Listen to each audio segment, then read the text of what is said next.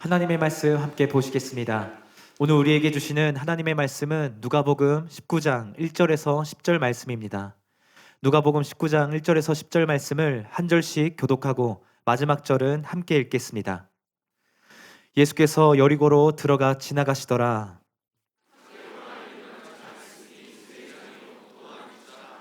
그가 예수께서 어떠한 사람인가 하여 보고자 하되 키가 작고 사람이 많아 할 수 없어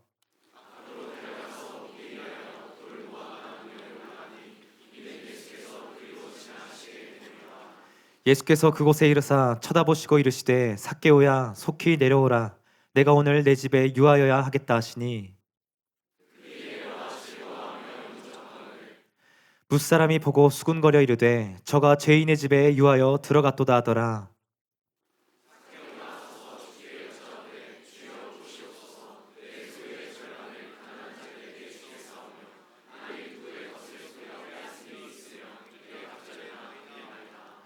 예수께서 이르시되 오늘 구원이 이 집에 이르렀으니 이 사람도 아브라함의 자손이미로다. 함께 읽겠습니다. 인자가 온 것은 잃어버린 자를 찾아 구원하려 함이니라. 아멘. 이제 하홍서 목사님께서 나오셔서 오늘 예수님을 만나십시오. 이런 제목으로 하나님의 말씀 선포해 주시겠습니다. 네, 반갑습니다. 사실 이 청년부 이 앞자리는요, 저한테는 트라우마가 있는 자리입니다. 제가 청년부 다닐 때 뭐 마을 헬퍼나 셀장 이런 걸로 이제 세워지면 앞에 나와서 다 소개를 했거든요. 앞에 나와서 뭐 요한마을 헬퍼로 섬기게 된 뭐 몇몇 돌의 하홍석입니다. 짧은 인사를 했습니다. 그때 제가 너무 긴장을 해서 손을 막 이렇게 떨고요. 얼굴이 빨개지고 목소리가 제가 좀 저음인 편인데 막 염소 목소리가 나고 그래서 그 끝나고 엄청 놀림받았던 그런 기억이 있습니다. 네, 하나님께서 그 상처를 치유해 주실 줄로 믿습니다. 오늘 그 트라우마를 극복하고 설교해 보도록 하겠습니다. 오늘 본문 말씀을 가지고 오늘 예수님을 만나십시오 이런 제목으로 말씀 나누도록 하겠습니다.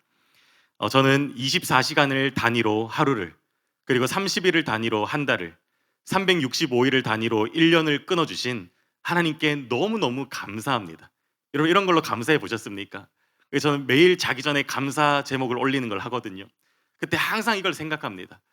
오늘 하루도 이렇게 24시간으로 끊어주신 하나님 너무 감사드립니다. 저렇게 감사합니다. 왜냐하면 하루가 끝날 때마다, 한 달이 끝날 때마다, 1년이 끝날 때마다 내 인생도 이렇게 끝날 날이 있다는 것을 기억하며 죽음을 준비할 수 있기 때문입니다. 여러분, 2026년이 시작된 지 얼마 안 될 것 같은데 벌써 1월이 다 지나갔습니다. 벌써 2월 첫 주가 되었습니다. 여러분, 시간이요 쏜살같이 지나갑니다. 여러분들이 청년이지만 우리의 인생도 마찬가지입니다. 정신없이 살다 보면 금방 인생의 끝을 맞이하게 될 것인데 여러분은 준비가 되셨습니까? 그날에는요 우리가 가진 돈, 명예, 권력, 인기 그 어떤 것도 의미가 없습니다. 그날에 중요한 것은 오직 우리의 영혼입니다. 나의 왕이요 나의 구원자이신 그 예수님을 내가 진짜로 만나서 내가 구원을 얻은 자인가? 그래서 내가 천국에 갈 사람인가? 오직 이것만이 중요하다는 것입니다. 그래서 제가 이것을 생각하는데 심각해지더라고요. 제가 청년부 예배 오늘이 처음이자 마지막일 것 같은데 여러분들에게 뭐 매주 말씀을 전하는 것도 아니고 딱 한 번 만나서 여러분들에게 말씀을 전하는데 그냥 그런 생각이 들더라고요. 여기 계신 청년분들 물론 너무 좋은 분들이겠지만 이분들이 정말로 예수님을 만났을까? 이분들이 정말로 구원을 받았을까? 그래서 이분들이 오늘 죽어도 정말 천국에 갈 수 있을까? 그런 마음이 들면서 이 일을 나중으로 미루면 안 되겠다 이런 생각이 들었습니다. 그래서 여러분, 오늘의 말씀을 준비했습니다. 오늘의 말씀을 통해서 여러분들 모두가 다 예수님을 깊이 만나고 구원을 얻는 역사가 있게 되기를 예수님의 이름으로 축복합니다. 오늘의 본문은 너무나도 유명한 삭개오 이야기입니다. 세리장 삭개오가 예수님을 만나자 그날로 인생이 바뀌고 그날 즉시로 구원을 받는 그러한 이야기입니다. 이 말씀을 통해 여러분들이요 나중이 아니라 내일이 아니라 오늘 예수님을 깊이 만나게 되기를 예수님의 이름으로 축복합니다. 세 가지를 나누겠습니다. 먼저 첫째, 함께 읽겠습니다. 시작. 예수님이 모든 사람을 만나 주시는 것은 아닙니다. 예수님께서 길을 거니시며 사역을 하시면요, 항상 수많은 사람들이 예수님을 따라다녔습니다. 누가복음 12장에 보면 물이 수만 명이 모여 서로 밟힐 만큼 되었다 이렇게 말합니다. 이처럼 수많은 사람들이 예수님께 나아왔지만 예수님이 개인적으로 만나 주시고 구원의 은혜를 베풀어 주시는 사람은 소수였습니다. 오늘 본문도 마찬가지입니다. 오늘 본문에서도 많은 사람이 예수님께 나왔다 이렇게 기록하지만 예수님께서 직접 집에 방문하시고 구원의 은혜를 베푼 사람은 오직 한 명, 삭개오밖에 없었습니다. 여러분, 왜 그러셨을까요? 이것은 하나님이 그냥 절대 주권으로 정하신 것이 아니에요. 오늘은 제가 좀 눈에 띄네, 오늘은 저에게 은혜 줘야겠다, 이렇게 하시는 것이 아닙니다. 예수님이 일방적으로 정하시는 것이 아니라 삭개오 안에서 무언가를 발견하셨던 것입니다. 다른 사람들에게서는 볼 수 없었던 삭개오 안에 있는 어떤 특별한 마음을 발견하셨기 때문에 예수님이 친히 그의 집에 방문하시고 그를 만나 주셨던 것입니다. 여러분, 그 마음이 무엇입니까? 그것은 바로 내가 반드시 주님을 만나야만 한다는 그러한 간절하고도 절박한 마음입니다. 여러분, 그 마음이 있으십니까? 내가 정말 오늘 예수님을 만나야만 한다는 그 간절하고도 절박한 마음, 삭개오 안에는 그 마음이 있었습니다. 본문 곳곳에 잘 나타나 있습니다. 먼저 본문 3절 앞부분에 보시면 그가 예수께서 어떠한 사람인가 하여 보고자 하되 이렇게 기록하고 있습니다. 여기서 보고자 하되라는 말은요, 원어로 에제테이인데 집요하게 찾다 이런 의미입니다. 우리가 한글 성경으로 그냥 읽으면 예수가 어떠한 사람인가 그냥 단지 호기심으로 예수님께 나아간 것 같지만 그것이 아니라는 것입니다. 삭개오는 예수님을 집요하게 보기를 원했습니다. 삭개오는 예수님을 집요하게 만나기를 원했습니다. 삭개오의 이런 마음은 이어지는 말씀에서 더 잘 드러납니다. 3절에서 4절 말씀 우리 같이 읽어보겠습니다. 시작. 그가 예수께서 어떠한 사람인가 하여 보고자 하되 키가 작고 사람이 많아 할 수 없어 앞으로 달려가서 보기 위하여 돌무화과 나무에 올라가니 이는 예수께서 그리로 지나가시게 되밀어라. 삭개오는요, 예수님 보기를 너무나도 원했습니다. 그런데 주변에 사람이 너무 많은 거예요. 심지어 성경은 그의 키가 작다고 기록하고 있습니다. 여러분, 성경은요, 사람의 외모를 잘 기록하지 않거든요. 그런데 이렇게 특별히 기록했다는 것은 학자들이 말하기를 이 키가 남들보다 조금 작은 게 아니라 많이 작았을 것이다 이렇게 말합니다. 그래서 삭개오가요, 예수님을 보려고 아무리 까치발을 들고 막 점프를 해도 보이지가 않는 거예요. 만일 삭개오의 관심이 그냥 단순한 호기심이었다면 그는 이러한 장애물 앞에서 그냥 돌아갔을 것입니다. 안 보이네, 사람이 너무 많네, 못 보겠다, 그냥 돌아갔을 것입니다. 그런데 삭개오는 어떻게 하지요? 포기하지를 않는 거예요. 예수님이 어느 방향으로 걸어가시나 그걸 보고요, 그보다 더 앞으로 뛰어갑니다. 그리고 돌무화과 나무에 올라갑니다. 여러분, 어떻게 해서든지 예수님을 보려고 발버둥 치는 것입니다. 여러분, 삭개오는 어린아이가 아니에요. 성인 남성이고요, 세리장으로서 관리자의 위치에 있는 사람이었습니다. 여러분, 그 당시에 이런 사람이 예수님을 보기 위해 나무 위에 올라간다는 것은요, 자신의 체면을 구기는 일이었습니다. 사람들이 조롱할 만한 일이었고요, 부끄러움을 당할 수 있는 그러한 행동이었습니다. 그런데 삭개오는요, 그 모든 것보다 예수님 만나기를 더 원하는 거예요. 내 체면이 좀 구겨져도, 내가 좀 조롱당해도, 내가 좀 부끄러움 당해도 그래도 나는 예수님 만나야 된다, 그 마음이 있는 것입니다. 여러분, 예수님이 왜 하필 삭개오를 만나 주셨는가? 바로 이 마음을 보셨기 때문입니다. 예수님은요, 반드시 이 마음을 찾으시고 간절하고 절박한 마음으로 예수님을 찾는 그 사람을 만나 주시는 것입니다. 누가복음 4장에 보시면 예수님께서 회당에서 자신의 사역에 대한 이사야의 예언을 읽으시는데 거기에도 이것이 잘 나타나 있습니다. 누가복음 4장 18절에서 19절 보면요, 주의 성령이 내게 임하셨으니 이는 가난한 자에게 복음을 전하게 하시려고 내게 기름을 부으시고 나를 보내사 포로된 자에게 자유를, 눈먼 자에게 다시 보게 함을 전파하며 눌린 자를 자유롭게 하고 주의 은혜의 해를 전파하게 하려 하심이라 하였더라. 여러분, 지금 하나님께서 예수님을 이 땅에 보내셨는데 누구에게 보내셨습니까? 예수님이 누구에게 복음을 전하십니까? 예수님이 누구를 만나 주시고 누구에게 은혜를 부으시고 누구를 자유케 한다고 말하고 있습니까? 딱 한마디로 말합니다. 가난한 자, 이렇게 말합니다. 여기서 가난이라는 것은요, 상대적인 가난이 아니에요. 원어로 푸토코스인데, 이거는 남들과 비교해서 내가 좀 더 돈이 적고 좋은 걸 못 먹고 이러한 가난이 아닙니다. 푸토코스라는 단어는 절대적인 가난입니다. 누군가가 도와주지 않으면 살 수 없는 가난, 내가 일할 능력조차도 없어서 누군가의 도움에 내 목숨을 걸어야 되는 그러한 가난, 그러한 가난을 말하고 있는 것입니다. 여러분, 하나님께서 예수님을 이 땅에 보내셨는데 특별히 그러한 가난한 자에게 보내셨다고 지금 말하고 있는 것입니다. 그런데 여러분들이 잘 알고 있듯이 여기서의 가난은요, 단지 돈이 없는 가난이 아닙니다. 마음의 가난입니다. 하나님이 아니면 안 되는 사람들, 하나님이 아니면 소망이 없는 사람들, 하나님이 아니면 답이 없기에 간절하고도 절박하게 하나님만을 찾는 사람들, 그 일이 힘들고 어려울지라도, 그 일에 방해물이 있을지라도, 수많은 대가지불이 따를지라도 내가 다른 선택지가 없기 때문에 절박하게 하나님을 찾는 그 사람들, 주님은 그 사람들을 만나 주신다는 것입니다. 여러분, 여러분들이 이 예배 자리에 나오신 것 너무 잘하신 것입니다. 여러분 또래 다른 친구들은 세상에서 놀 수도 있고 자기 개발할 수도 있고 다르게 쓸 수 있는데, 여러분 이 예배 자리에 나왔다는 것은요, 너무너무 참 잘하셨습니다. 그런데 여러분이 지금 이 예배 자리에 나와서 똑같은 장소에서 똑같은 말씀을 듣고 똑같이 기도한다고 해서 다 예수님을 만나는 것이 아닙니다. 여러분들 중에 많은 사람들은요, 이 본문의 수많은 무리와 같이 왔던 그대로 다시 돌아갈 것입니다.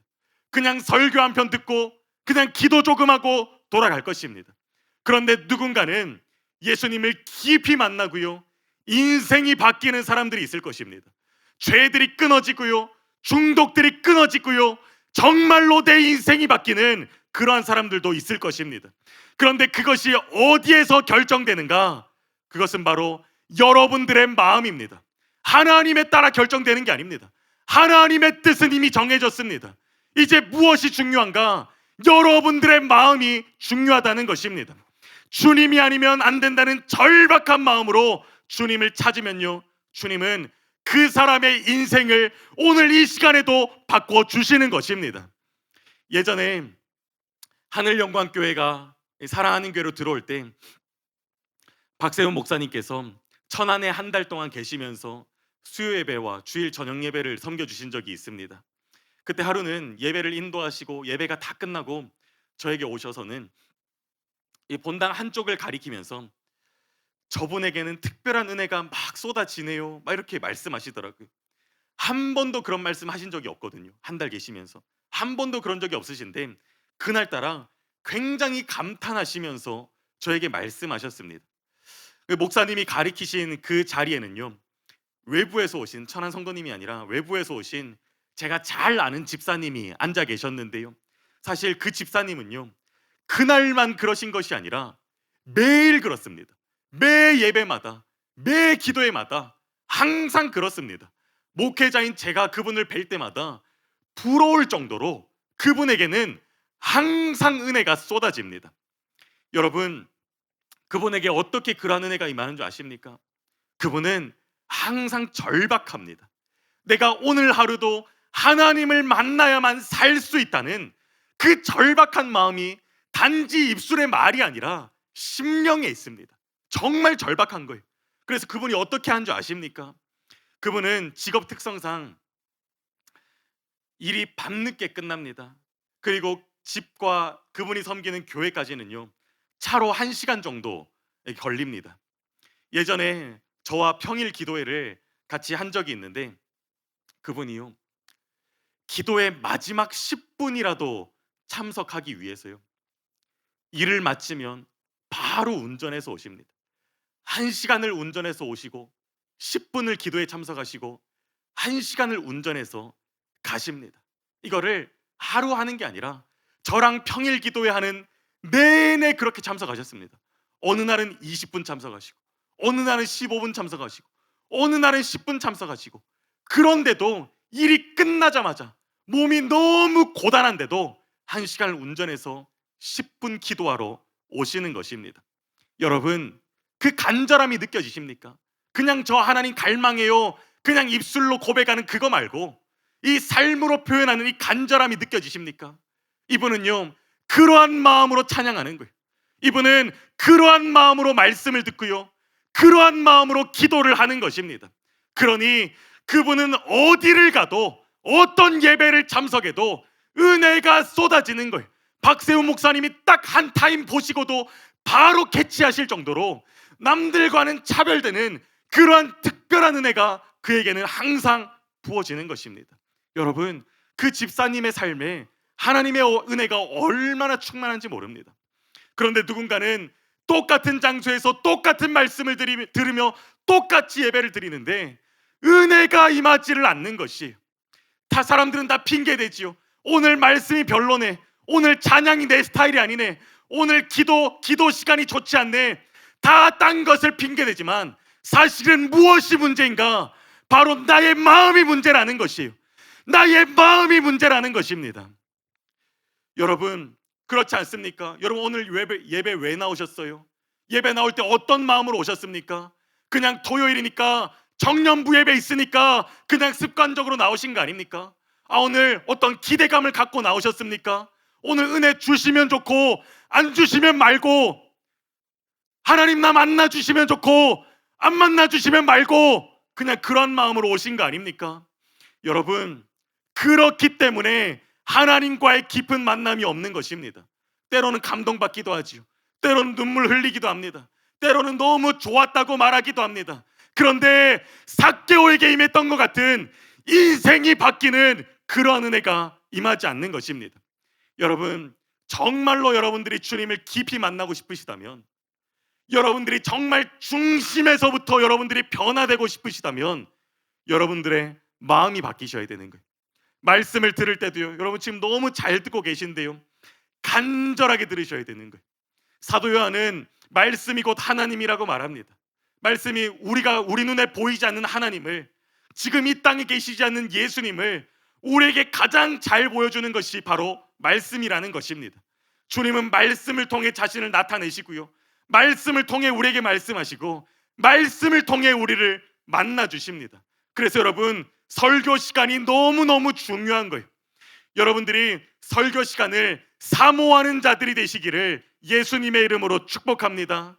설교 시간에요, 그냥 흐리멍텅한 마음으로 그냥 학교 수업 듣는 그러한 태도로 앉아 있으면 안 되는 거예요. 여러분들이 설교자를 잡아먹을 듯이 쳐다보면서 설교자가 말하는 한마디 한마디를 하나도 놓치지 않겠다는 그 마음으로 여러분들이 말씀을 들으셔야 되는 거예요. 이 말씀은 하나님이 내게 하시는 말씀이기에 그 무슨 말씀을 하든지 그 말씀이 내 생각과 다를지라도 겸손하게 받아들이리라, 이런 말씀으로 듣는 것입니다.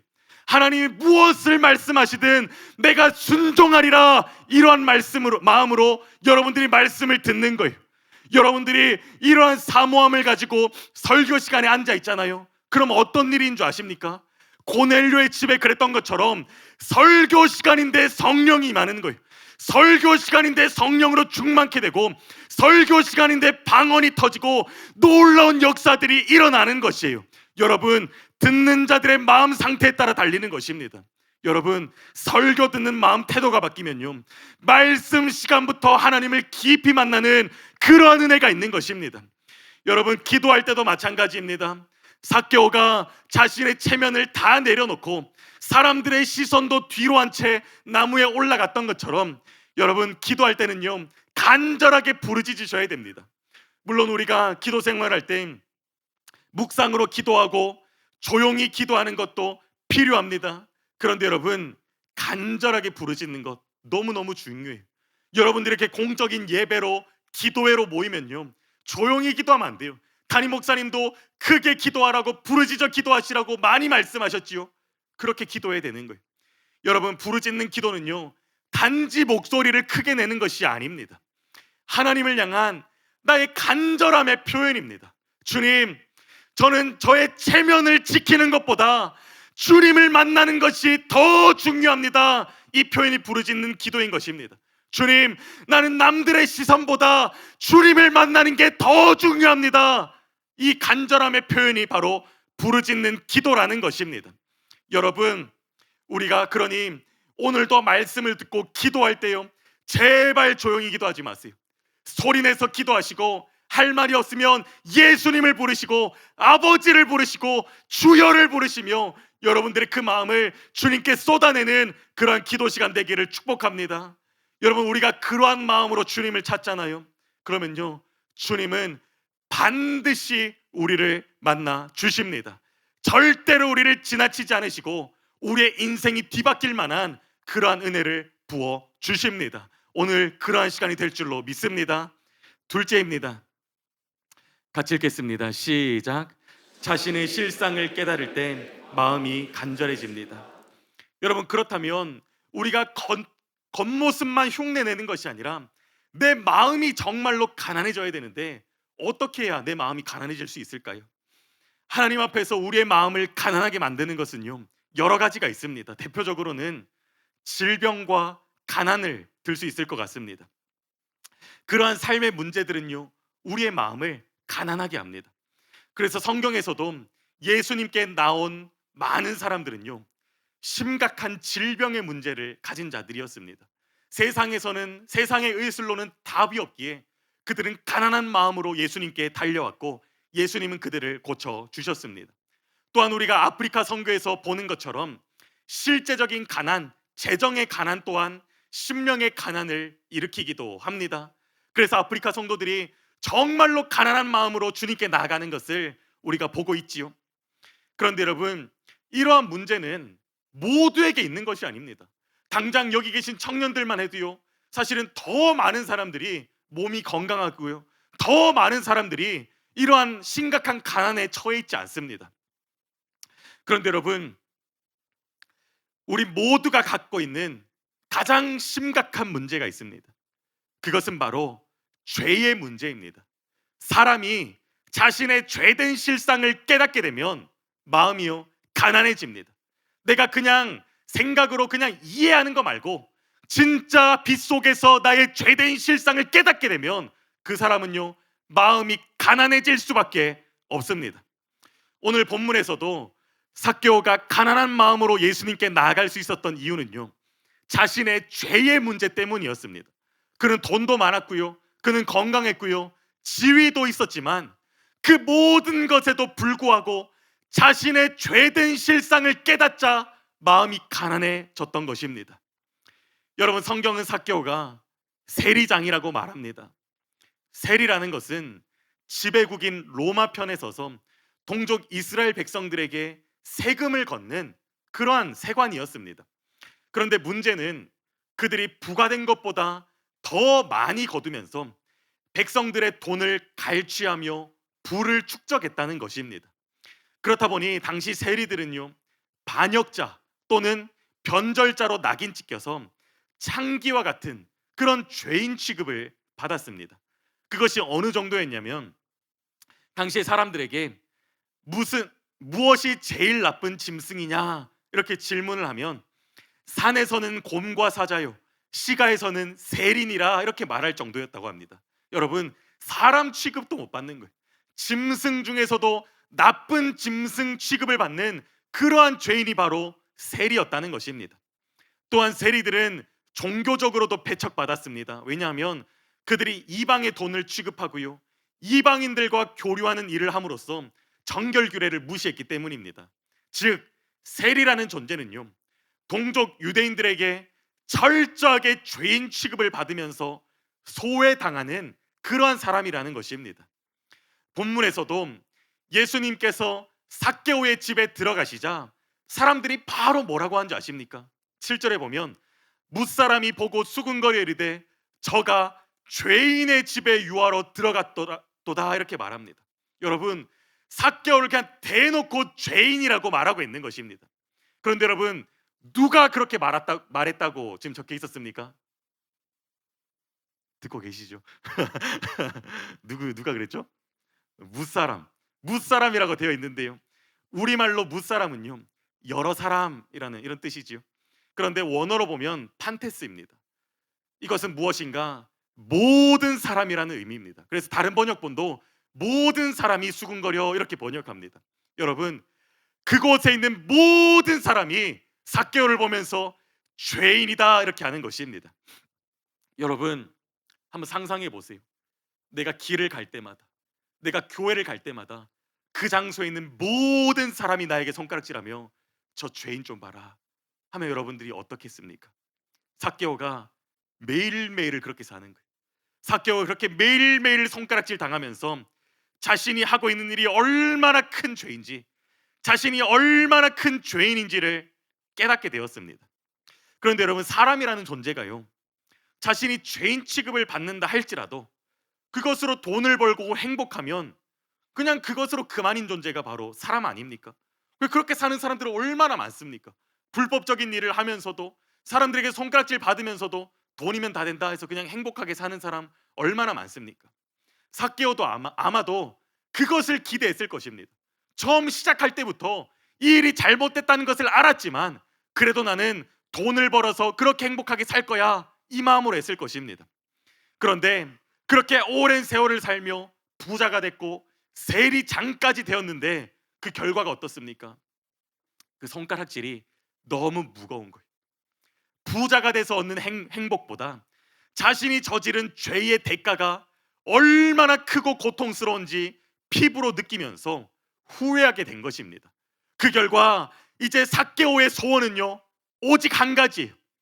자신이 지금까지 모은 돈은 다 잃더라도 이 죄된 삶에서 벗어나는 것, 너무 괴로운 이 죄의 결과, 사람들의 손가락질에서 벗어나는 것, 이것이 삭개오의 소원이 되어버리는 것입니다.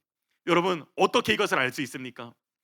예수님께서 삭개오의 집에 오셨을 때 예수님은요, 어떠한 가르침도 주지 않으셨어요. 어떠한 요구도 하지 않으셨습니다. 그런데 삭개오가 먼저 이렇게 말합니다. 8절 말씀 같이 읽겠습니다. 시작. 삭개오가 서서 주께 여짜오되 주여 보시옵소서, 내 소유의 절반을 가난한 자들에게 주겠사오며 만일 누구의 것을 속여 빼앗은 일이 있으면 내 갑절이나 갚겠나이다. 여러분, 지금 예수님은 아무 말씀 안 하셨어요. 그런데 그 구원자라는 그 소문이 들리는 예수님이 집에 오시자 그냥 자기가 알아서 이 말을 하는 거예요. 지금 속에 있던 그 마음이 터져 나오는 것입니다. 여러분, 이 고백에는요, 삭개오가 자신의 죄를 깨닫고 있었고 후회하고 돌이키고 싶어 한다는 것이 내포되어 있습니다. 여러분, 이처럼 삭개오가 자신의 죄된 실상을 깨닫고 그 죄의 대가가 얼마나 큰지를 피부로 느끼면서 그에게는요, 더 이상 돈도 중요하지 않습니다. 명예도 중요하지 않습니다. 체면도 중요하지 않고 오직 구원자 되시는 예수님을 만나서 내가 그 죄에서 벗어나는 것이 소원이 되어버린 것입니다. 여러분, 이처럼 우리 안에 가난한 마음은요, 자신의 죄된 실상과 그 비참한 결과를 깨달을 때 생겨나는 것입니다. 그런데 안타깝게도 오늘날의 교회 안에는 이러한 사람들이 별로 없습니다. 자기 자신의 실상을 깨달은 사람이 많지 않습니다. 사람들은 삭개오처럼 다른 사람들에게 손가락질 받지 않으니까 괜찮은 줄 압니다.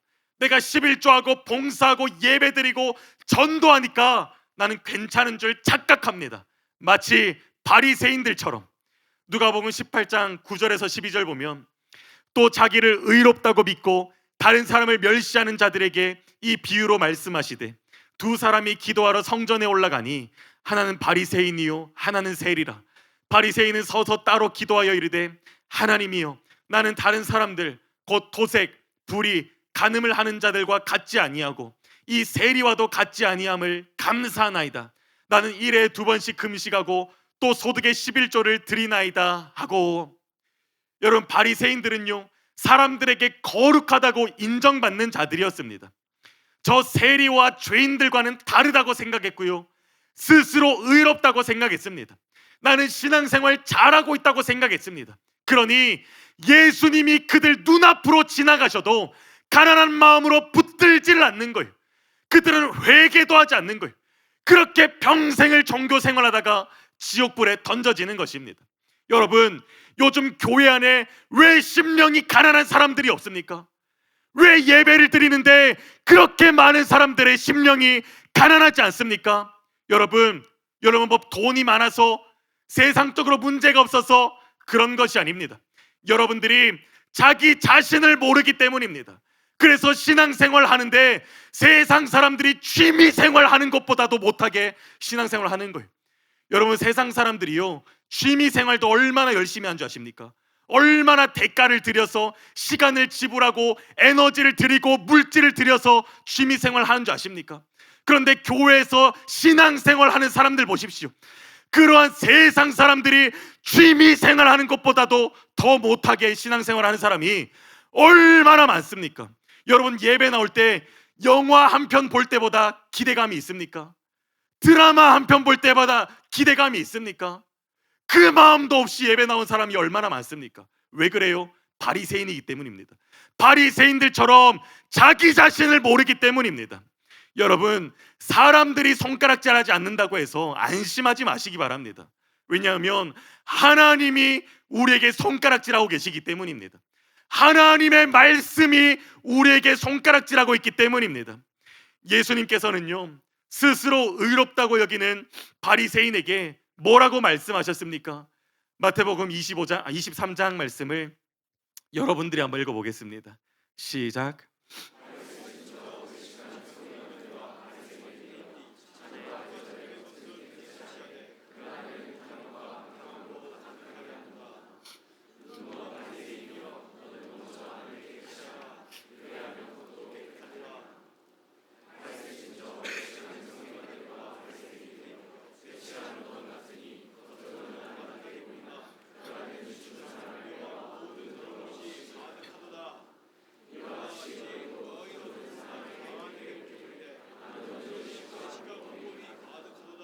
여러분, 자기를 의롭다 여기는 바리새인들에게 하나님의 시각을 보여주시는 겁니다. 여러분, 사람은 겉모습만을 보며 자신을 평가하지만 하나님은 우리의 마음과 생각까지도 감찰하신다는 것입니다. 그래서 예수님은 사람을 죽여야만 살인이 아니라 분노하는 것이 살인이다 이렇게 말하는 거예요. 욕하는 것이 살인이다 이렇게 말해요. 사도 요한은 형제를 미워하는 자마다 살인하는 자라 이렇게 말합니다. 여러분, 이러한 시각으로 사람들을 보면요, 살인자들이 얼마나 많은 줄 아십니까? 이 안에도 얼마나 쉽게 분노하는 자들 있지 않습니까? 가정에서 부모님들에게, 내 친구들에게, 형제들에게, 가까운 사람들에게, 세상에 나가면 직장에서, 학교에서 너무나도 쉽게 분내고 화내는 사람들 있지 않습니까? 하나님은 그것이 바로 살인과 같다는 것입니다. 요즘 세상 길거리에 돌아다니면 학생들, 청년들이 욕을 그렇게 많이 하지요. 여러분들 가운데 욕하는 자들 있지 않습니까? 하나님 보시기에는 그것이 살인이라는 것입니다. 요즘 사람들요, 사람들과의 관계를 별로 중요시하지 않는 것 같습니다. 나를 조금만 힘들게 하면 관계를 끊어버리고, 나를 조금만 힘들게 하면 미워하고 용서하지 않고, 그런 사람들이 너무너무 많은 것 같습니다. 하나님은요, 형제를 미워하는 자마다 살인하는 자라고 그렇게 말하고 있습니다. 여러분, 하나님의 눈에는요, 교회 안에 살인자들이 얼마나 많은 줄 아십니까? 또 요즘 세상이 얼마나 음란합니까? 세상이요, 정말로 미쳐 돌아가고 있습니다. 세상이 정말로 롯의 때와 같고, 세상이 정말로 노아의 때와 같습니다. 그래서요, 혼전 임신을 축하해 주는 세상이 되어 버렸습니다. 여러분, 제가 학생 때만 해도 유명인들이, 연예인들이 혼전 임신을 하면요, 다 손가락질했습니다. 저 유명한 사람이 어떻게 그렇게 사고를 쳐서 저렇게 됐나, 다 손가락질하고 비방했습니다. 그런데 요즘 어떻게 해요? 혼전 임신을 하면 모두가 축하해 줍니다.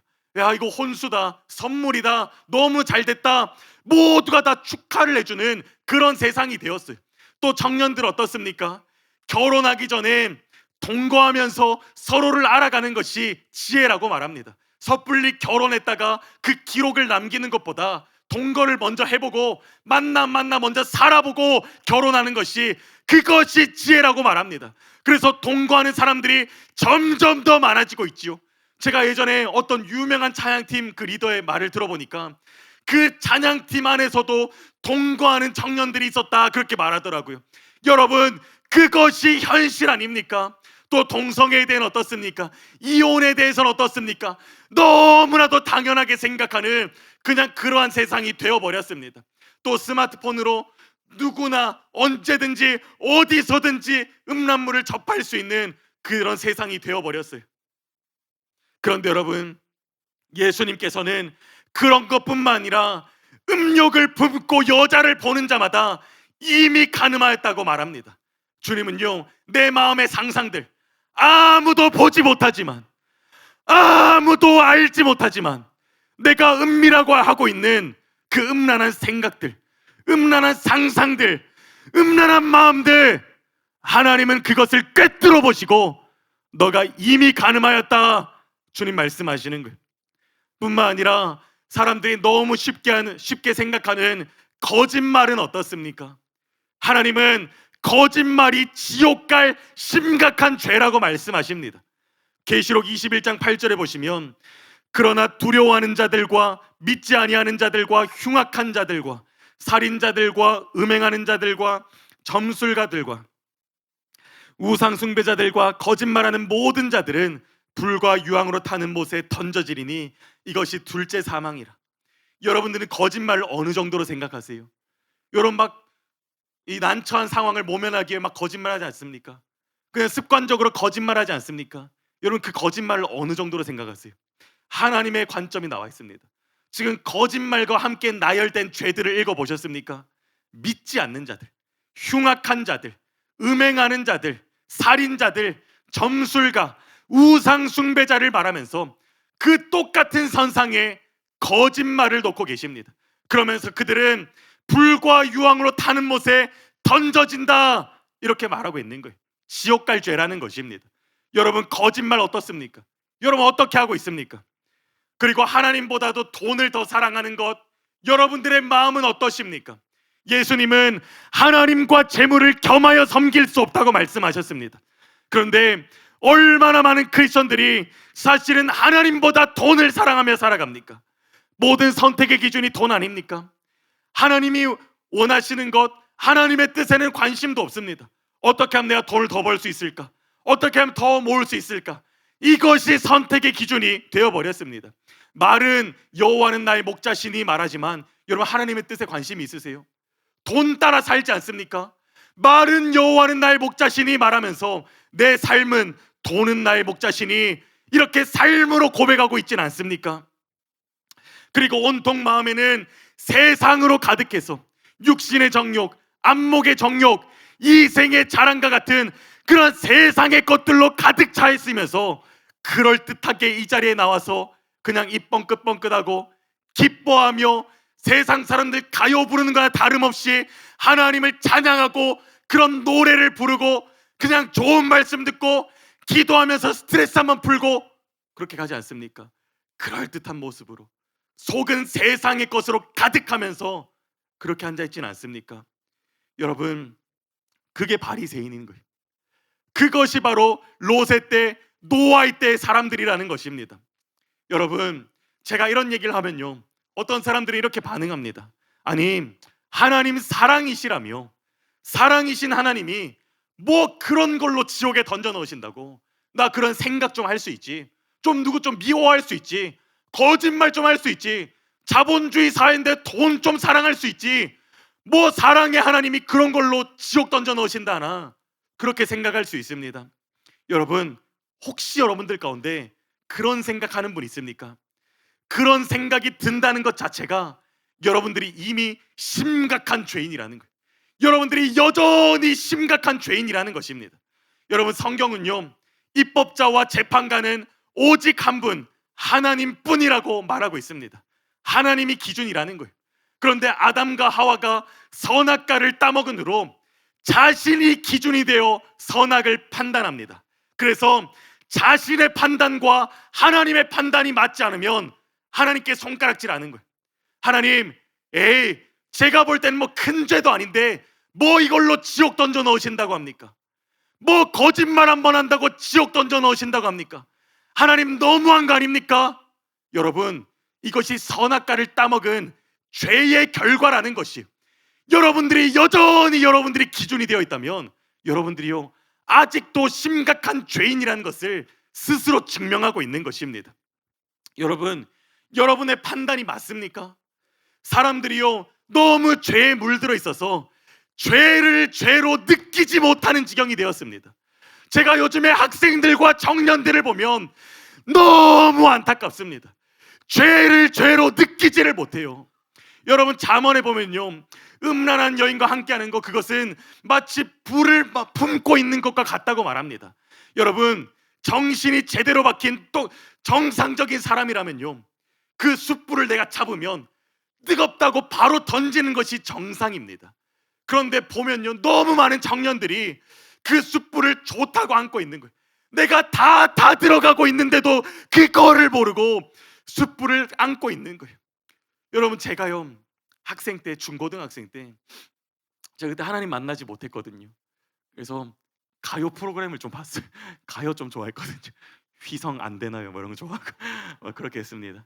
근데 가요 프로그램 보면 그 당시에도요 여자 아이돌들이 이 몸에 딱 붙는 옷, 막 노출이 심한 옷, 막 그런 옷을 입고 너무 음란해 보이는 그런 안무를 췄습니다. 근데 제가 그때 하나님 만나기 전인데도요 혼자 TV를 보고 있다가 그런 아이돌들이 나오잖아요. 저 스스로가 너무 민망해서 채널을 돌렸던 기억이 납니다. 그때는 그랬습니다. 그런데 여러분, 세상이 시간이 흘러서요 요즘은요 초등학생들이 그런 옷을 따라 입고요 그 음란해 보이는 그런 안무를 따라 춥니다. 그리고 그거를 막 유튜브 같은 데 자랑해요. 그럼 사람들이요 야, 이런 어린아이가 어떻게 이렇게 잘하나 막 다 칭찬해 주는 거예요. 여러분, 이게 뭔 줄 아십니까? 죄가 그만큼 사람들에게 스며들었다는 것이, 그래서 그것이 너무나도 음란한 것인데, 보자마자 눈을 돌려야 할 너무나도 음란한 것인데 그것이 음란한 줄도 모르고 계속 보고 있는 거예요. 좋다고 보고 있는 거예요. 여러분, 그렇지 않습니까? 여러분들이 그렇게 살고 있지는 않습니까? 여러분, 점점 죄에 물들면서 그것이 죄에 대한 감각이 무뎌지는 것입니다. 여러분, 이처럼 우리는 죄인이기 때문에 스스로 선악을 판단할 능력이 없습니다. 우리의 판단이 맞지 않습니다. 그래서 우리는 하나님의 말씀을 통해 하나님의 판단을 받아야 되는 것입니다. 하나님의 말씀을 통해 자신을 정직하게 바라보기 시작하면요 자신이 얼마나 극악무도한 죄인인지가 보이기 시작합니다. 여러분, 화성연쇄 살인 사건을 일으킨 이춘재를 아십니까? 이춘재는 10명이 넘는 여성을 강간하고 살해해서 가석방이 없는 무기징역을 선고받았습니다. 평생 감옥에 살다 죽는 것이지요. 그런데 여러분, 이것에 대한 사람들의 반응이 어떻습니까? 제가 그 댓글들을 보니까요 당장 사형시켜야 된다고 난립니다. 저런 사람들에게는 콩밥 주는 것도 아깝다고 당장 죽이라고 댓글에 난립니다. 여러분, 사형이 뭐예요? 사람 죽이는 거잖아요. 근데 사람들이요 사형시키라는 말을 너무 쉽게 합니다. 어떠한 죄책감도 느끼지 못한 채 죽이라고 말합니다. 왜 그런지 아십니까? 그 사람들이 이춘재의 죄를 볼 때 죽어 마땅할 만큼 죄가 크다는 거예요. 저 정도 죄를 지었다면 사형받아도 마땅하게 여기기 때문에 사람들이 죽이라는 말을 그냥 죄책감도 느끼지 못하고 당연하게 하는 거예요. 그런데 여러분, 하나님의 눈에는요 이춘재와 같은 사람이 얼마나 많은지 아십니까? 아닌 척하면서 앉아있지만 마음으로는 미워하고 욕하고 분내고 음란한 마음을 품고 있는 자들을 보면서 하나님은요 마치 이춘재를 바라보는 것과 같이 그렇게 보신다는 것을 아십니까? 그래서 우리는 뭐 그런 걸로 지옥 보내냐 하지만 하나님은요 그들에게 합당한 지옥 형벌을 내리시는 거예요. 하나님의 시각으로 보면 우리가 짓는 그러한 죄들이 지옥에 던져서 영원히 불타도록 내버려둬도 전혀 어떤 죄책감도 부담도 느껴지지 않는 그 정도의 죄라는 것입니다. 여러분, 이렇게 하나님의 말씀을 통해 자신의 실상을 깨닫게 되면 마음이 가난해질 수밖에 없어요. 왜요? 더 이상 신앙생활이요, 그냥 기호의 문제가 아닙니다. 신앙생활이요, 죽느냐 사느냐의 문제가 되어버리는 거예요. 내 실상을 보게 되면 지옥 가면 안 되기 때문에 하나님을 찾는 것입니다. 절박한 마음으로 말씀을 듣는 거예요. 그럼 내가 어떻게 해야 되나? 내가 어떻게 살 수 있는가? 절박한 마음으로 말씀을 듣고요, 기도할 때도 하나님께 살려달라고 기도하는 거예요. 여러분, 신앙생활요, 단지 고상하게 하는 거 아닙니다. 물론 하나님 사랑해야 되는 것, 우리가 거기로 나가야 되는 거 맞습니다. 그런데 여러분, 그것이 전부가 아닙니다. 먼저는요, 신앙생활은 살기 위해 하는 것입니다. 살기 위해 하는 것. 그래서요, 사실은 신앙생활이라는 것은요, 성경적으로는 사람들이 오잖아요. 제발 말씀 좀 들으세요, 제발 기도 좀 하세요, 막 설득해서 하는 게 아닙니다. 사람들이 이곳에 나와서 제대로 된 복음을 듣고 자신의 실상을 깨달으면 그 사람들이 먼저 자신의 실상을 깨닫고 내가 어찌할꼬 탄식하면서 물어보는 거예요. 내가 어찌할꼬. 그래서요, 하라는 대로 하는 거예요. 이게 뭐 얼마나 대가 지불이 따르건, 이게 얼마나 힘들건, 그게 중요한 게 아니에요. 그냥 하는 것입니다. 여러분 이것을 경험하셨습니까? 여러분들이 교회에 나와서 신앙생활을 하고 계신데 이것을 경험하셨습니까? 자신의 실상을 보고 가난한 마음으로 하나님께 엎드렸던 그런 게 있습니까? 지금도 가난한 마음으로 나아가고 있습니까? 여러분들이 이것을 경험하지 않았다면요, 여러분들은 구원받은 것이 아닙니다. 좋은 사람일 수는 있습니다. 세상에서도 좋은 사람, 착한 사람일 수는 있습니다. 구원받지 못한 자입니다. 아더 핑크는 이렇게 말합니다. 죄의 엄청난 가증함을 깨닫는 자, 양심의 죄의 무거운 짐을 느끼는 자, 그리하여 죄를 지긋지긋하게 싫어하는 자, 죄의 무서운 지배로부터 벗어나고 싶어하는 자에게는 그리스도께서 구원자가 되시지만 다른 이에게는 구원자가 되시지 않는다. 만일 독자가 그리스도께서 나를 구원하실 때 나는 죄의 가증함을 알지 못했고 죄의식으로 복종하지 않았다고 주장한다면 우리는 즉시 이렇게 대답한다.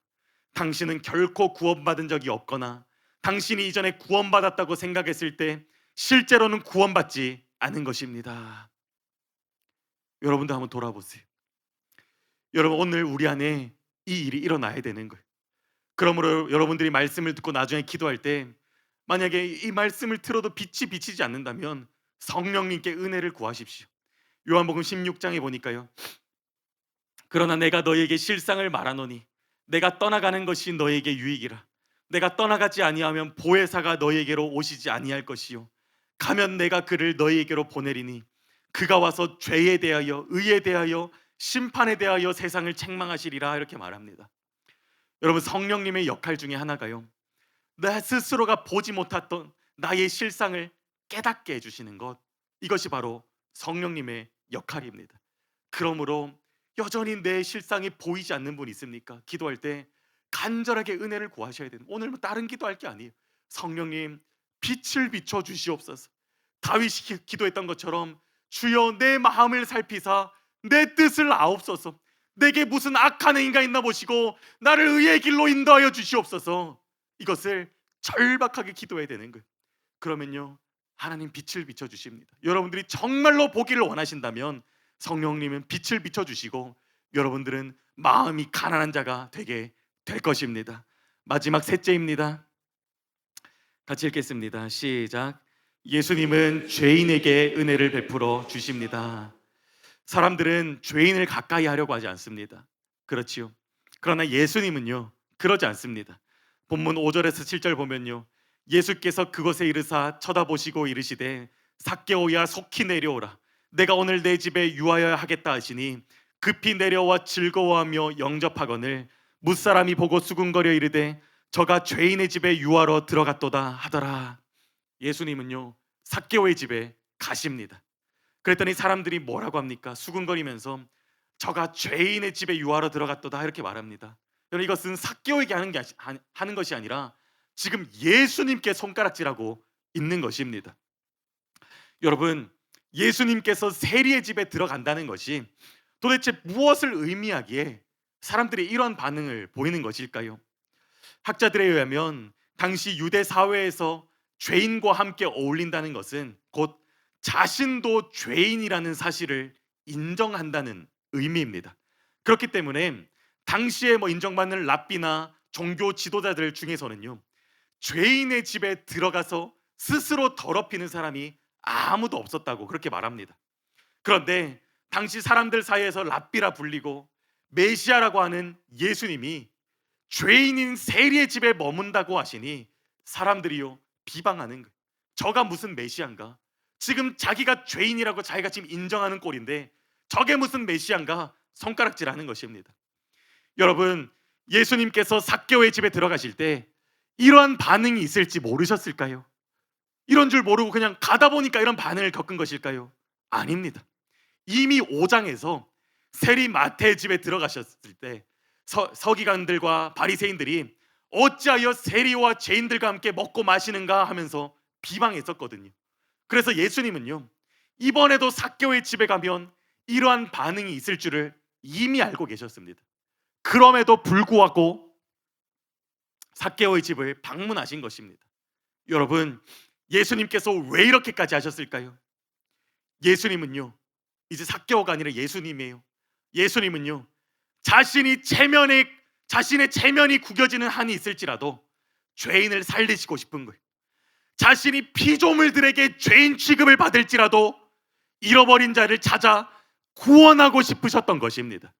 본문 10절 보시면요, 인자가 온 것은 잃어버린 자를 찾아 구원하려 함이니라 이렇게 말합니다. 여러분, 이 장면에서 죄인들을 향한 예수님의 크신 사랑을 볼 수 있습니다.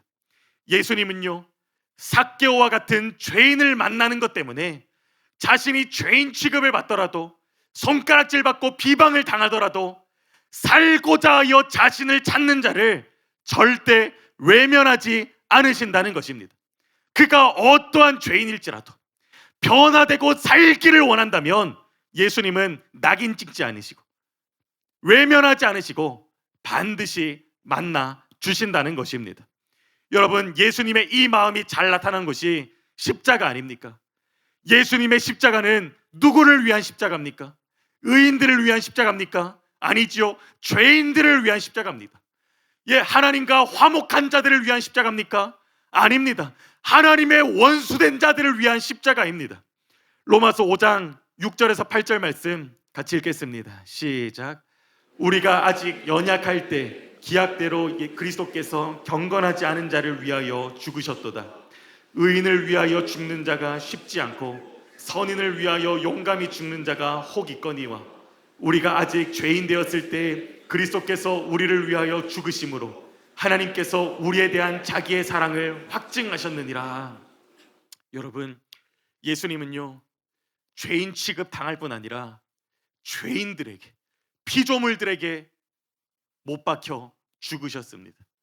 그렇게까지 하시면서까지 죄인을 살리기를 원하셨습니다. 예수님은 십자가를 통해 우리에게 말씀하시는 거예요. 네가 무슨 죄를 지었든지, 네가 그 죄를 얼마나 많이 지었든지 내게로 나오라. 너가 정말로 벗어나기를 원한다면 주저하지 말고 내게로 나오라. 너가 변화되기를 원한다면 내게로 나오라. 너가 간음을 했건 살인을 했건 사람들이 뭐라고 했건 나는 상관없다. 주님 말씀하시는 거예요. 그런데 사람들이요, 예수님의 이 마음을 너무 잘 모르는 것 같습니다. 그래서 때로는 자신의 죄를 깨닫기는 했지만 그 죄가 너무 크기에 예수님께 나아가지 못하는 자들이 있습니다. 마치 아담과 하와처럼. 아담과 하와가 선악과를 따먹은 뒤엔 하나님이 그것을 아셨어요. 그래서 평소와 같이 동산에 내려오셔서 아담아 네가 어디 있느냐 물으셨습니다. 하나님이 아담이 어디 있는지 몰라서 물으셨을까요? 아니지요. 하나님은 아셨습니다. 하나님은 아담이 선악과를 따먹은 것도 아셨습니다.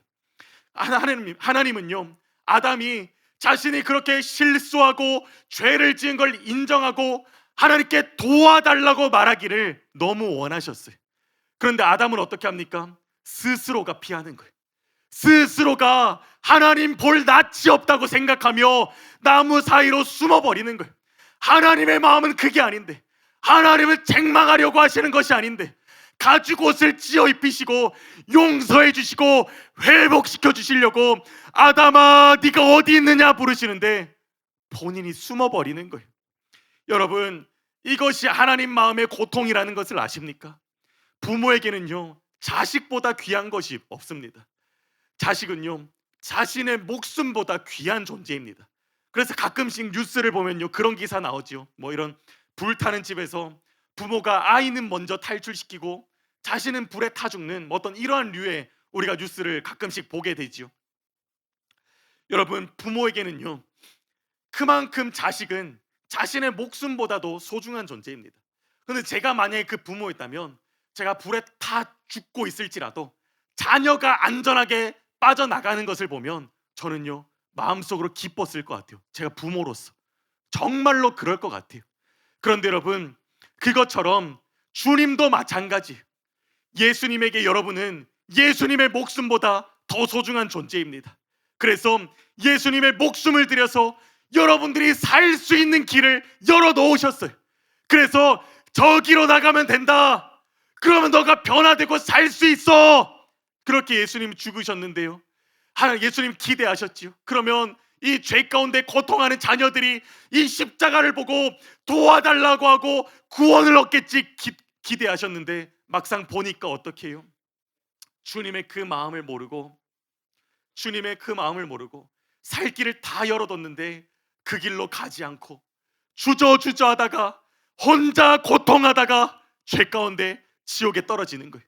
여러분, 하나님의 고통은요, 여러분들이 단지 죄를 지은 것이 고통이 아니라 죄 가운데 스스로 힘들어하고 고통하며 속박당해 있는데도 불구하고 하나님께 도와달라고 부르짖지 않는 것, 아버지가 도와줄 수 있는데, 예수님이 구원해 줄 수 있는데 혼자 그 고통을 짊어지고 죽어가고 있는 그것이 하나님께는 고통이라는 것입니다.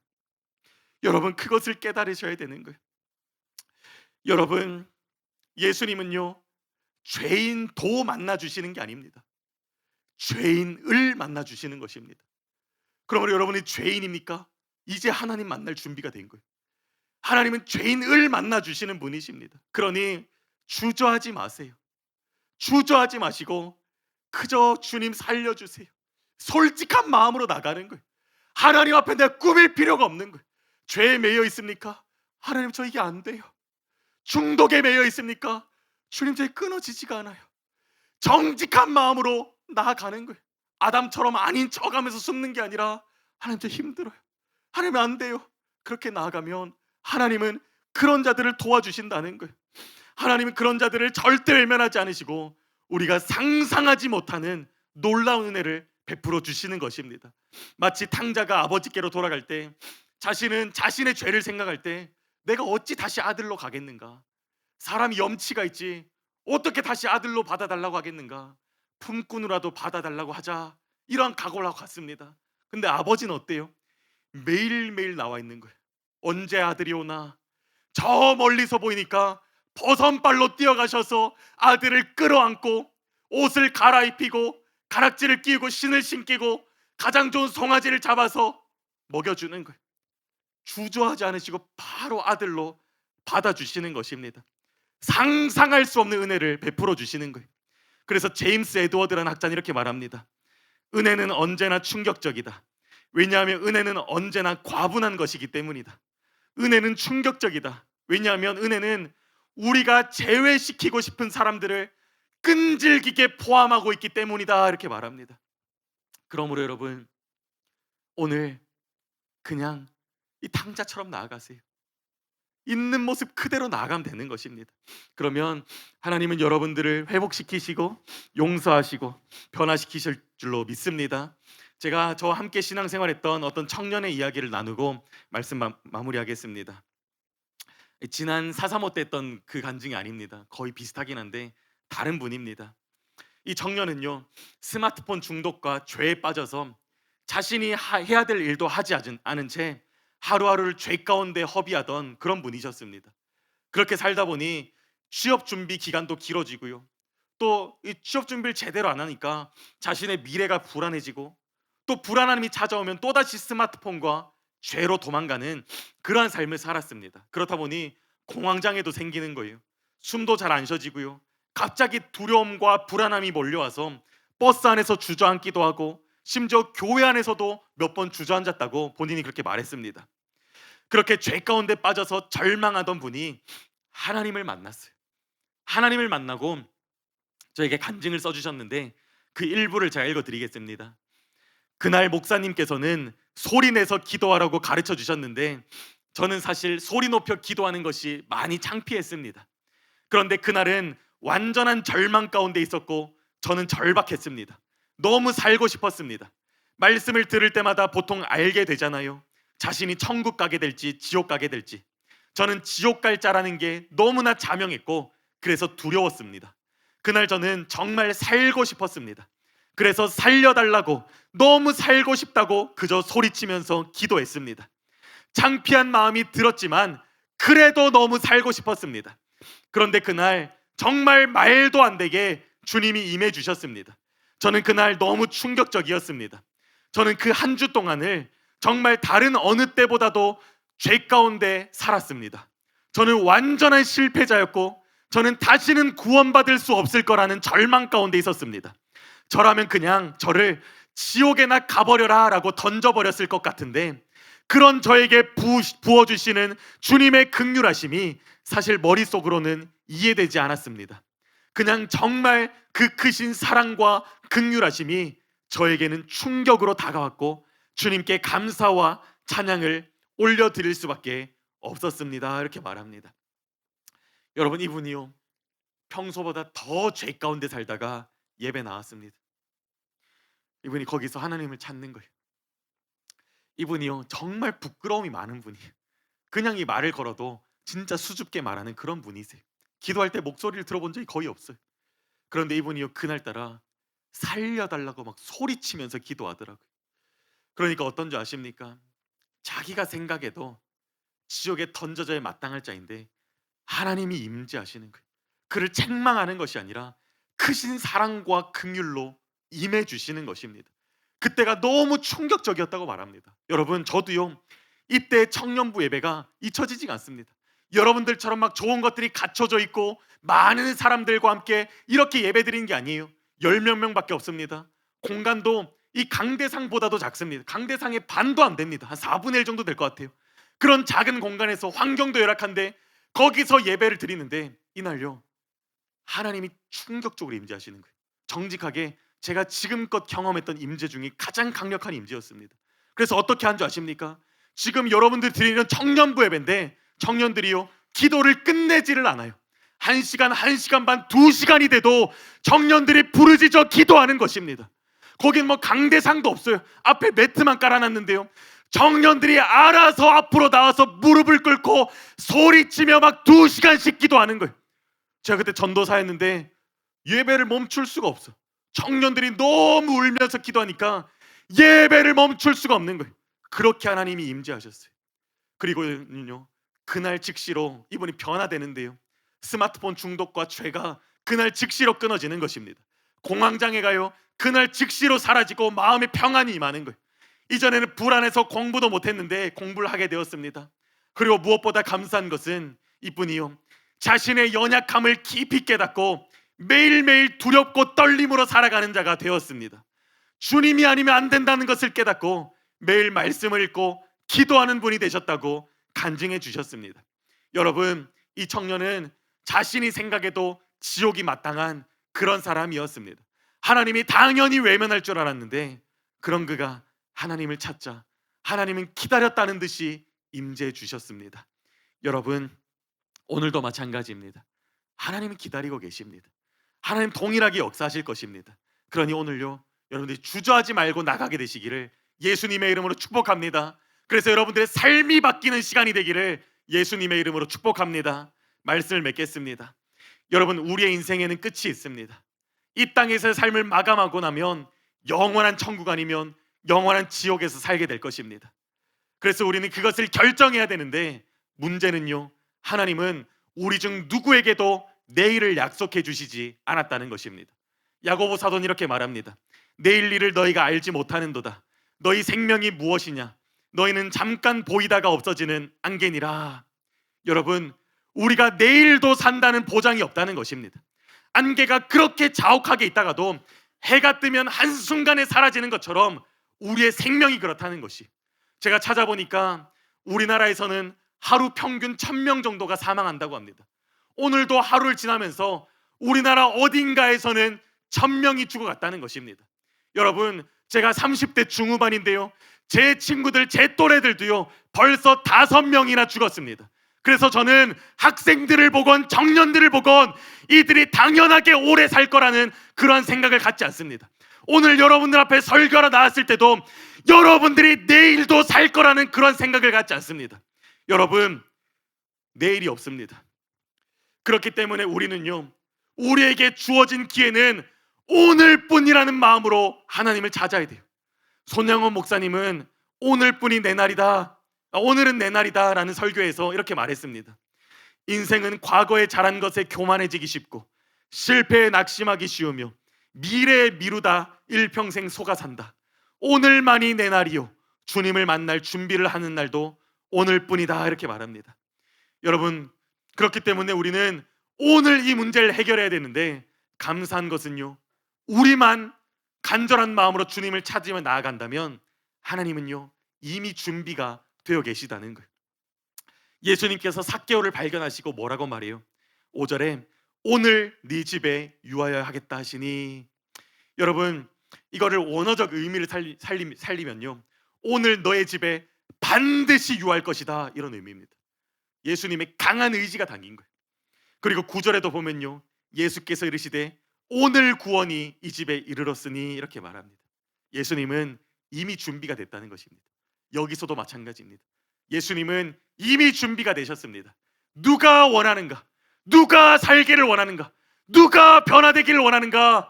그것만 발견된다면 주님은 기다렸다는 듯이 여러분들을 만나 주실 것입니다. 그러니 더 이상 죄의 짐을 혼자 지지 마시고, 죄의 고통을 혼자 짊어지지 마시고, 하나님, 저 힘들어요, 하나님, 저 살고 싶어요, 하나님, 저 좀 도와주세요, 정직한 마음으로 나아가는 저와 여러분 되시길 예수님의 이름으로 축복합니다. 우리가 들은 말씀 기억하며 주여 3번 외치고 기도하도록 하겠습니다. 주여, 주여, 주여. 선하신 아버지, 선하신 나의 하나님, 아버지, 이 시간 빛을 비추소서, 이 시간 빛을 비추소서. 자신의 실상을 보게 하소서, 자신의 실상을 보게 하소서.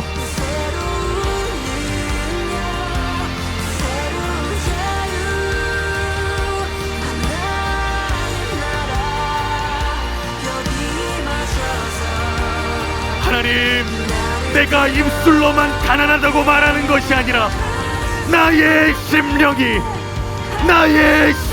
가난해지게 하소서. 내 심령이 가난해질 수 있도록 빛을 비춰 주시옵소서. 주님께로 나아가세요. 하나님을 오해하지 마세요. 아담아, 네가 어디 있느냐? 아담아, 네가 어디 있느냐?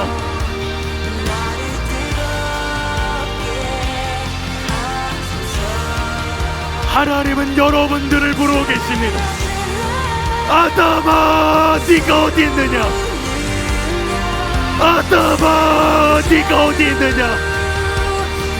숨지 마세요.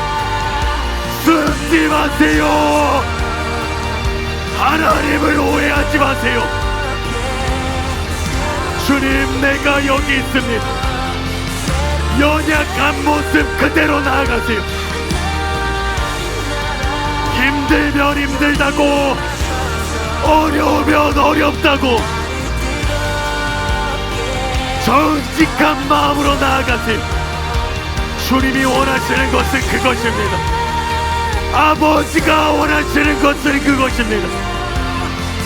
무엇을 주자 하십니까? 무엇을 주자 하십니까?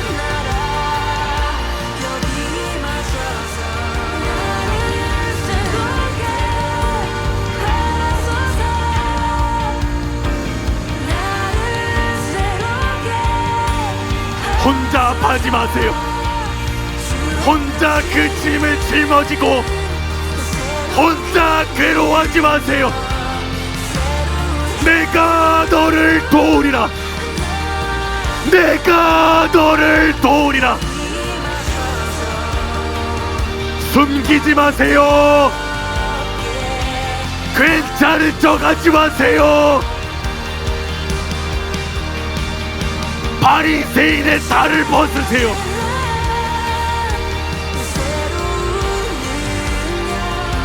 주님 은혜를 더하소서. 아버지의 자비와 긍휼로 이 시간 임재하여 주시옵소서. 나는 죄인을 불러 구원하러 왔다. 하나님, 이 죄인이 왔습니다. 이 죄인이 왔습니다. 나를 좀 도와주세요. 아버지, 우리 청년들을 살려주세요. 하나님,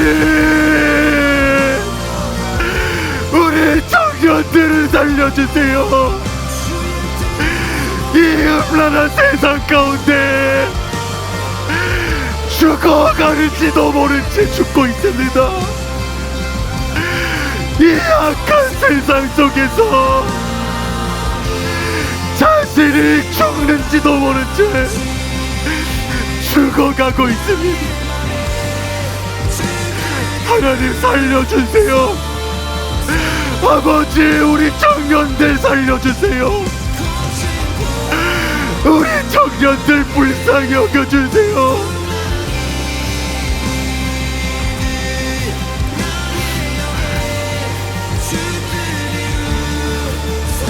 하나님, 오늘입니다. 오늘입니다. 이렇게 수많은 청년들이 하나님 앞에 엎드려 나아가고 있습니다. 주님, 이들을 만나 주소서. 이들을 변화시켜 주시옵소서. 나로서는 할 수 없는, 나로서는 끊을 수 없는 그 죄악들이 끊어지는 시간이 되게 하소서. 그 중독들이 끊어지는 시간 아버지 되게 하소서. 단지 말씀 듣고 단지 기도하고 돌아가는 시간이 아니라 예수님을 깊이 만나게 하소서. 죄가 실제적으로 끊어지는 시간, 중독들이 끊어지게 하소서. 삶이 바뀌는 시간 될 수 있도록 아버지 은혜를 더하여 주시옵소서. 이 시간을 통하여서 죄인을 사랑하시는, 죄인을 사랑하시는 그 아버지의 크신 사랑을, 그 아버지의 크신 사랑을 경험할 수 있도록 은혜를 더하여 주시옵소서. 하나님을 오해하지 마세요. 하나님을 오해하지 마세요. 하나님을 오해하지 마세요.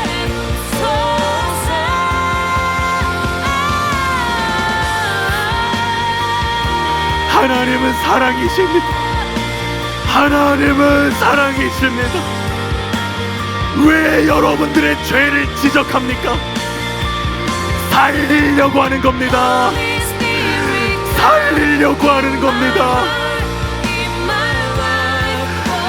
죽고 있는지도 모르기 때문에 어디가 아픈지를 알려주는 것입니다. 정죄가 아닙니다. 정죄가 아닙니다. 은혜입니다. 사랑입니다. 그 하나님께 나아가세요. 그 하나님께 나아가세요.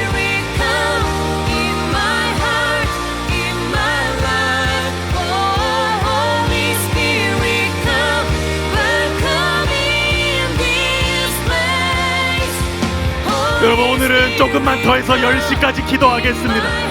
9시까지 기도하겠습니다. 여러분, 9시까지 기도하겠습니다. 10분밖에 안 남았습니다.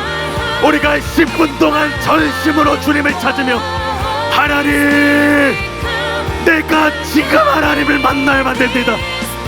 하나님, 내가 오늘 변화되어야겠습니다. 주님 찾으세요. 주님 찾으세요. 여러분, 마음을 찢으면서 기도하시길 바랍니다. 하나님께서 오늘 이 시간 우리들을 만지시고 만나시기로 작정하셨습니다.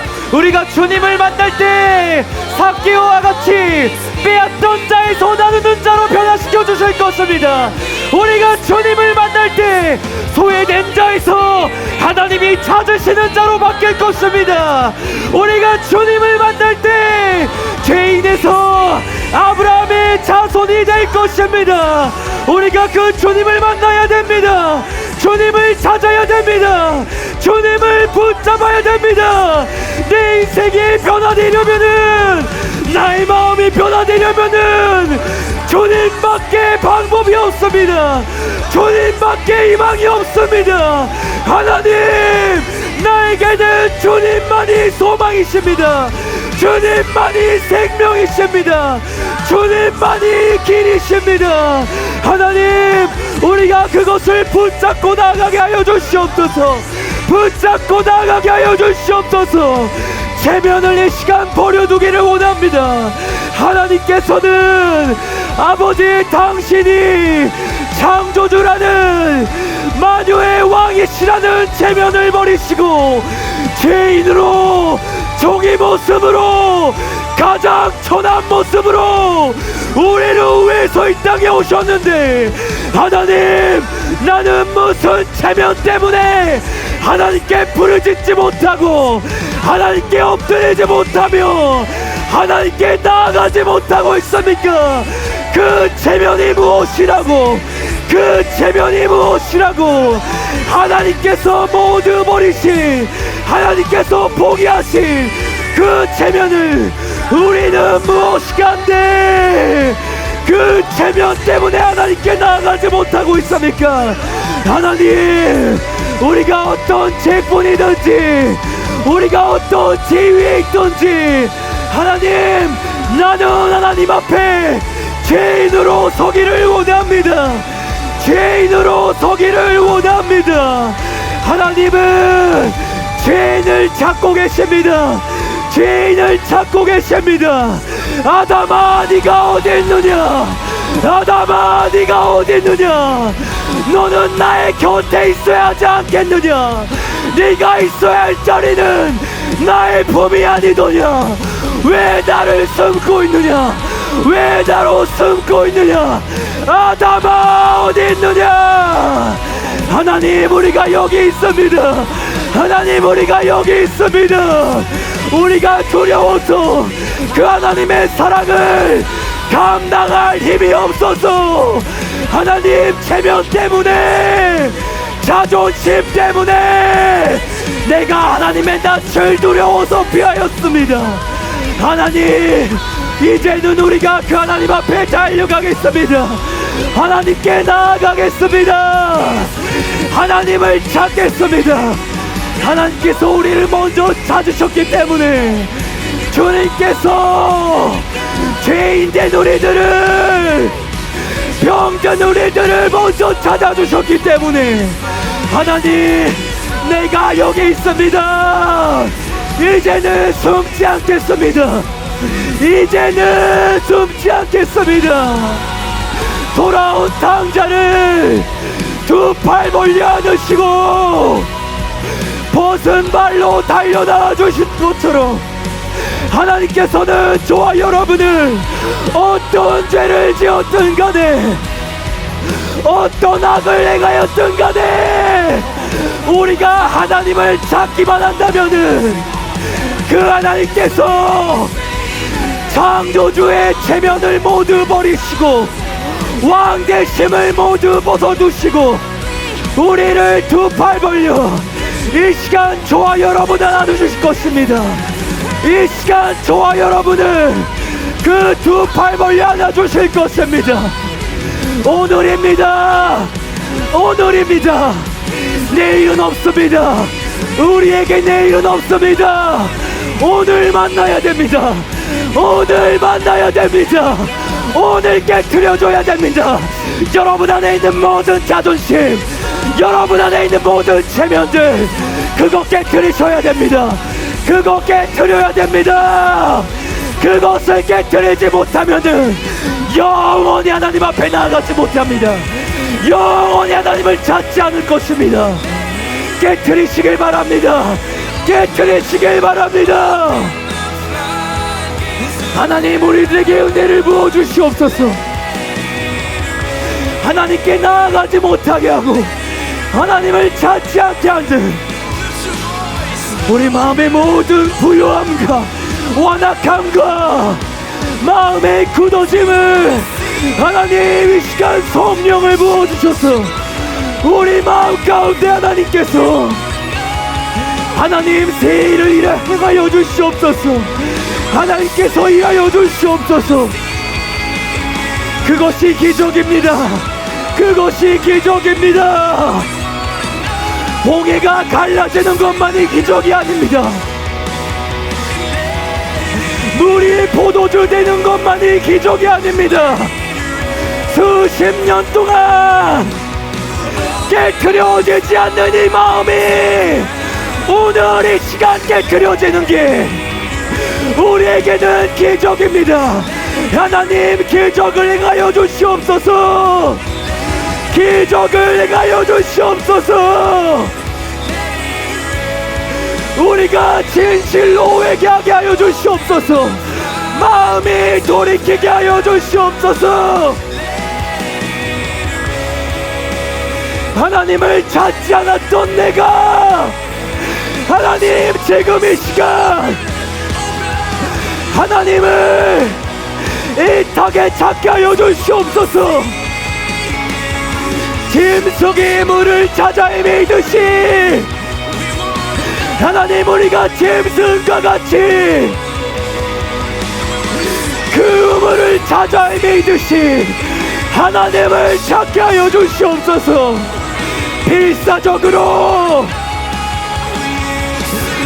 오늘 내가 하나님을 만나지 않으면 죽으리다 하는 각오로 내가 오늘 하나님을 만나지 못하면은 나는 죽음뿐이라는 각오로 뒤로 물러나지 않겠습니다. 하나님, 임하여 주시옵소서. 하나님, 임하여 주시옵소서. 여러분의 연약함을 하나님 앞에 이 시간 모두 올려드시길 바랍니다. 은밀하게 지었던 죄, 끊어내지 못했었던 죄들, 모든 중독들, 시기하고 원망하는 마음, 질투하고 형제를 미워했던 마음들, 그 마음을 모두 하나님 앞에 끌고 나아가세요. 하나님만이 해결해 주실 수 있습니다. 하나님만이 만져주실 수 있습니다. 불치병과 같았던 암세포와 같았던 나의 죄된 마음들, 어둠에 사로잡혔던 하나님, 그 모든 것을 하나님 이 시간 우리가 올려드립니다. 이 시간 오늘 지금 깊이 만져주시옵소서. 지금 만져주시옵소서.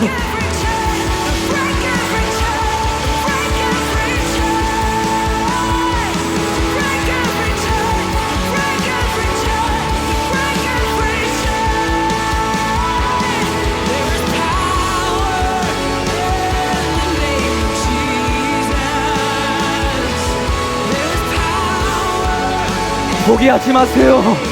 포기하지 마세요. 뒤로 물러나선 안 됩니다.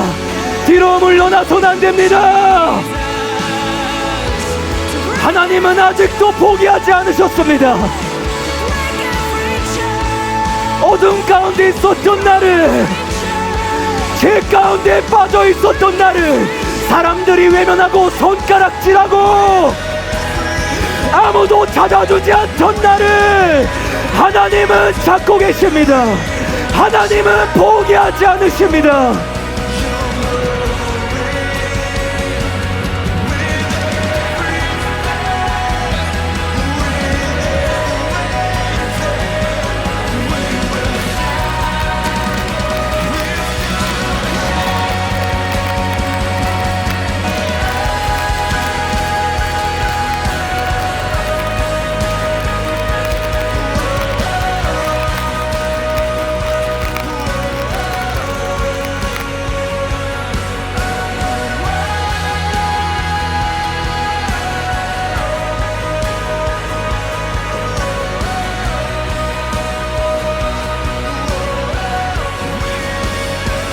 이 시간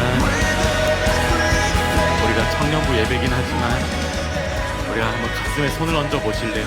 각자 자신의 가슴에 손을 얹어 보시기 바랍니다. 잔잔한 음악 좀 틀어주시면 감사하겠습니다.